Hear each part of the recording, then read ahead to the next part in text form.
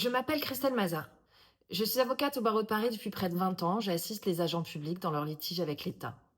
Ce matin, je me suis réveillée en apprenant que les États-Unis avaient bombardé l'Iran. Ça fait plusieurs mois que je travaille sur le texte qui va suivre. J'ai déjà publié une tribune il y a un an sur les justes et le devoir de désobéissance. Je vois comme tout le monde s'effondrer et je me sens impuissante. Mais aujourd'hui, je revendique le droit d'oser et de ne plus me taire. En janvier 2025, Elon Musk puis quelques autres après lui ont reproduit un salut nazi. L'état de sidération plonge dans une forme d'autocensure ou de repli individualiste. Mais il est temps de se réveiller, et vite. La vraie question, c'est nous, citoyens ordinaires. Que pouvons-nous faire? Alors analysons et repérons quelques signaux. L'utilisation de la terminologie déportée, la stigmatisation des minorités, là où se niche la liberté et la dissidence, une vision masculiniste et nataliste, la diminution drastique des droits des femmes, la violence, la transgression, la provocation, l'humiliation, l'intimidation, une société spectacle sans aucune morale, les rafles et surtout l'exploitation des peurs archaïques et des lâchetés humaines. Il paraissait impossible d'imaginer que l'horreur du fascisme pouvait être susceptible de se reproduire. Et pourtant, les guerres récentes ont montré les limites de l'ordre international d'après-guerre. Nous apprenons aussi, nous, société occidentale, que la violence est partout. Comment protéger l'humanité d'un scénario aussi effrayant, au moment où on célèbre les 80 ans de la libération des camps de la mort? Avons-nous été des enfants gâtés? Tout le monde n'a pas le courage de lutter par peur de perdre ses proches ou sa situation économique, et ça se comprend. Par peur d'être impuissant aussi. Alors gagne la résignation et le désespoir. Mais c'est de la solidarité que naissent les grandes utopies, celles qui nous protègent et que l'on regroupe sous le terme de droits humains.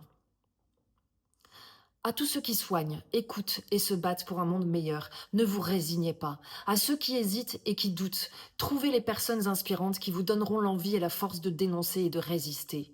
À ceux qui pensent que la domination est source de pouvoir, n'oubliez pas qu'après le temps de la gloire, survient toujours celui de la chute, et qu'à ce moment-là, les droits humains seront là pour examiner les consciences et comprendre, faire que l'horreur ne se reproduise pas.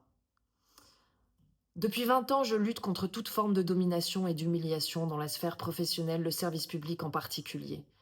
Cette lutte est de plus en plus difficile dans un monde qui valorise les comportements harcelants et dénigrants. Le juge administratif, juge naturel des fonctionnaires, ne reconnaît quasiment jamais les situations de domination de l'État, car il est constitué dans son appréhension des relations de travail par une approche pyramidale fondée sur un devoir d'obéissance militaire, un devoir de silence. Un chef quel qu'il soit ne se conteste pas la puissance de l'État. Il suffit que l'administration dise pour que son juge la croie. Ces situations se retrouvent en particulier dans le cadre d'enquêtes internes. Les dispositifs de signalement sont dévoyés car ils remettent en cause le système. Alors, tout devient flou sur la notion d'intérêt général. L'intérêt de certains se nourrissant sur la nation, le dévoiement du pouvoir. Le pays est grevé d'une culture clientéliste et d'entre-soi, nourrie de conflits d'intérêts que l'on balaie en disant c'est comme ça. Certaines pratiques sont si répandues qu'elles ne choquent même plus. La résignation est décidément devenue désespoir. Indignons-nous. Lentement, la gestion du service public a basculé. N'ayons pas peur de le dire, dans un monde de fonctionnement totalitaire. Toute forme de dissidence est étouffée, parfois dans des conditions d'une particulière violence. Ces pratiques séculaires ont creusé le berceau de la situation politique catastrophique que nous connaissons aujourd'hui. Entre l'humiliation, le silence et l'abandon, les peurs archaïques des citoyens sont attisées. Tout ceci nous conduit au chaos. Il n'est plus possible d'assister en silence à cette démocratie de bakélite qui brise les plus vulnérables d'entre nous et porte au firmament de la médiocrité tous les opportunistes qui tirent profit du désespoir collectif. C'est une insulte à notre histoire et à notre âme collective. Alors nous, citoyens, comment s'engager et comment résister? Eh bien, construisez des petites actions collectives avec votre famille, vos amis, vos voisins. Réapprenez le goût du bonheur, réenchantons le quotidien. Prenons soin des personnes isolées ou en souffrance. Appelez les plus anciens. Faites du bénévolat dans la petite enfance, les prisons, les EHPAD, les établissements psychiatriques. Cherchez l'empathie et la dignité partout où elles sont.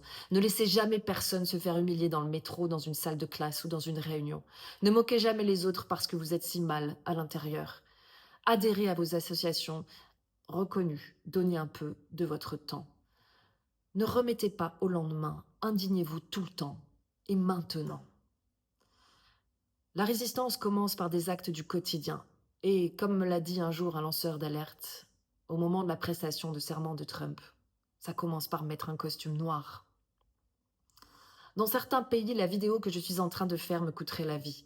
Je mesure ma chance et j'en profite tant qu'il est encore temps, même si l'exercice expose aux critiques, à la haine et aux représailles, aux moqueries probablement. Mais je pense à celles et ceux qui, dans les pays où l'on est moins libre, font des actes héroïques. Je pleure aussi les femmes du monde qui meurent sous les viols, les coups et les humiliations, parce qu'elles ont eu du courage, ou pour ce qu'elles sont, tout simplement.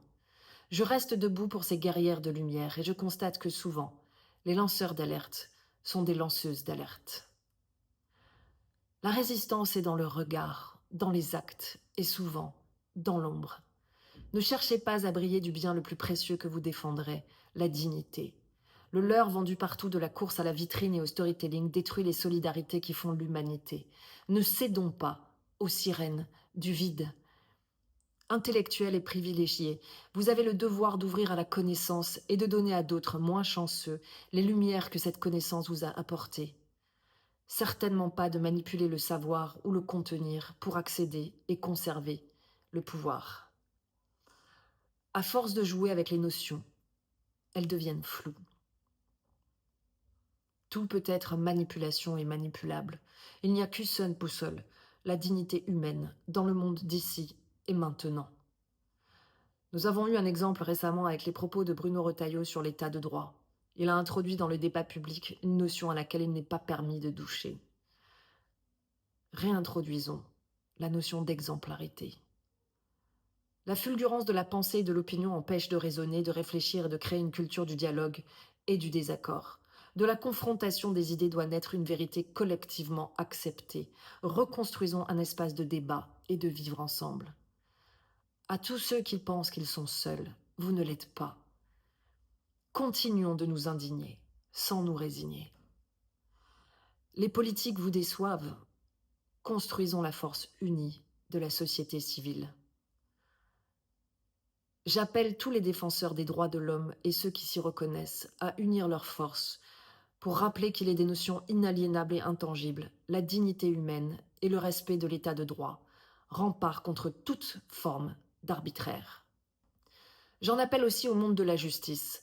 Quand une alerte vous est remontée, ne la traitez pas isolément, mais protégez aussi le messager, celui ou celle qui, dans un geste sacrificiel, a tout risqué pour la manifestation de la vérité.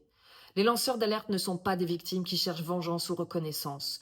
Notre monde pénal oublie qu'il est des personnes qui sont prêtes à tout sacrifier au nom de la justice et de l'éthique, quand certains magistrats se laissent parfois éblouir par les sirènes des décorations et de la reconnaissance. On l'aura compris, c'est aussi une affaire d'humilité. Car la justice est une affaire d'État, et probablement notre bien le plus précieux. Nous devons reconstituer la force de l'armée des ombres dans une société qui aime beaucoup trop la lumière. À tous les fonctionnaires en colère, tentés par les sirènes de la corruption, je comprends votre déception, votre sentiment de trahison, votre désespoir parfois. Mais faut-il à ce point mettre la démocratie en danger? Il suffirait de signaler collectivement et avec force les comportements inacceptables de certains de nos dirigeants, plutôt qu'ouvrir des brèches dans notre système et y laisser entrer le diable. Il y a toujours des voies de justice possibles.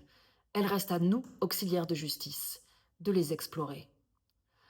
La Seconde Guerre mondiale a vu un projet politique qui semblait aux citoyens allemands frappé de bon sens. Ça nous a montré où ça pouvait aboutir, à la solution finale, la déportation et l'extermination de millions de personnes. Le but était la création d'une population d'êtres supérieurs, la race aryenne, une société idéale sans État, car la race pure n'a pas besoin d'être dirigée. Quel est l'objectif aujourd'hui? Au-delà de l'instrumentalisation de la science, à l'époque, la médecine s'adonnait à des expérimentations sur des personnes vulnérables. Le programme politique a conduit à l'endoctrinement de la jeunesse, à la manipulation de la mémoire collective, les œuvres d'art, l'esthétisme antique, la philosophie et tant d'autres choses encore.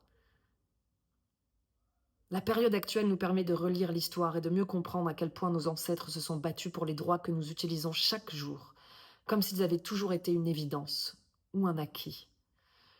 Ils sont pourtant si fragiles, y compris dans nos rangs. Nous, auxiliaires de justice, ne cédons pas non plus, nous-mêmes, à toutes ces sirènes. J'ai créé il y a quelques mois l'association Salambo à destination des lanceurs d'alerte de la fonction publique. Nous avons construit des passerelles avec des associations déjà très actives dans plusieurs secteurs de l'administration. Bientôt, nous allons déposer en justice un premier dossier et en septembre 2025, nous mettrons en ligne la plateforme de signalement. J'invite toute personne à nous rejoindre. Il faut aujourd'hui unir nos forces avec neutralité et impartialité. Notre seule boussole doit rester l'état de droit.